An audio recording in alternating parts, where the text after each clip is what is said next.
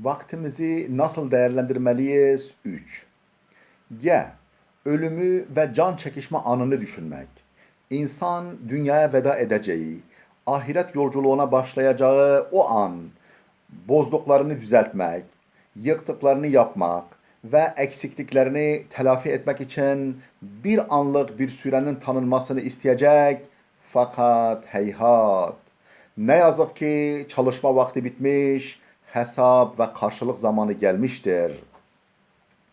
Her can için kaçınılmaz olan bu sonu düşünen kimse vaktini ganimet bilmeye, onu Allah'ı razı edecek işlerde kullanmaya karşı bir istek hisseder. He, vakti heder edenlerle arkadaşlık etmekten uzak durmak. Tembellerle arkadaşlık ve vakti ziyan edenlerle düşüp kalkmak insan enerjisini boşa harcatır. Vaktini heder eder. Arkadaşı neyse kişi de odur. Onun için İbn Mesud demiştir ki kişiyi arkadaşından tanıyın. Çünkü herkes kendisi gibi olanlarla arkadaşlık eder. Kıyamet günü vakitten de hesaba çekileceği anı düşünmek. İnsan o çetin günde Rabbinin huzuruna çıkarıldığı an vakit ve ömrünü nasıl geçirdiğinden, nasıl tükettiğinden ve onunla neler yaptığından sorguya çekilir. Nitekim Hazreti Peygamber bu gerçeği şöyle dile getirmiştir. Şu beş şeyden sorguya çekilmedikçe insanoğlu kıyamet günü adımını bile atamaz. Ömrünü nerede tükettiğinden, gençliğini nerede yıprattığından vesaire. İşte bunu düşünmek, vakti iyi kullanmak ve Allah yolunda değerlendirmek konusunda mümine yardımcı olur. Vakit konusunda geçmiş büyüklerin söz ve tutumları. Hasan-ı Basri şöyle der. Ey insanoğlu, sen günlerden ibaretsin. Bir günün geçtiğinde senden bir parça eksildi demektir. Yine demiştir ki, ey insanoğlu, gündüzün senin misafirindir. Ona iyi davran. Eğer ona iyi davranırsan seni övmek üzere ayrılır. Eğer kötü davranırsan seni yermek üzere ayrılır. Gecen de aynı şekilde. Yine demiştir ki, dünya hayatı 3 gündür. Dün, yarın ve bugün. Dünkü gün elinden içindekilerle birlikte geçmiştir.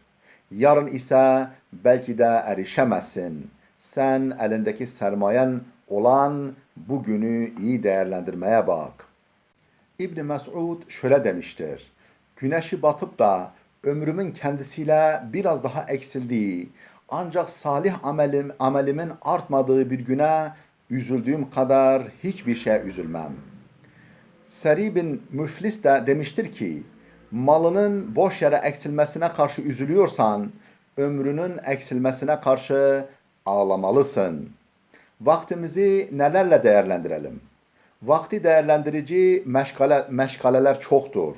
Müslüman kendi durumuna göre bunlardan birini veya birkaçını seçip vaktini onlarla meyveli hale getirmelidir. Şöyle ki, A. Allah'ın kelamı olan Kur'an'ı öğrenmek, ezberlemek. Bu vakti değerlendirmenin en faydalı vasıtasıdır.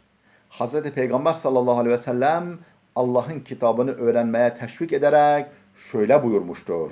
En hayırlınız Kur'an'ı öğrenen ve öğretendir. B. İlim öğrenmek. Geçmiş salih büyüklerimiz vakitlerini en çok ilim öğrenerek değerlendirmeye önem verirlerdi. Çünkü onlar yemek ve içmekten de fazla ilme muhtaç olduklarını biliyorlardı. İlim öğrenmenin çeşitli yolları vardır. Mesela alimlerin derslerine iştirak etmek, faydalı kaset, video ve CD'leri dinlemek veya izlemek, faydalı kitapları okumak vesaire bunlardandır. C. Faydalı meslek ve sanatlar öğrenmek.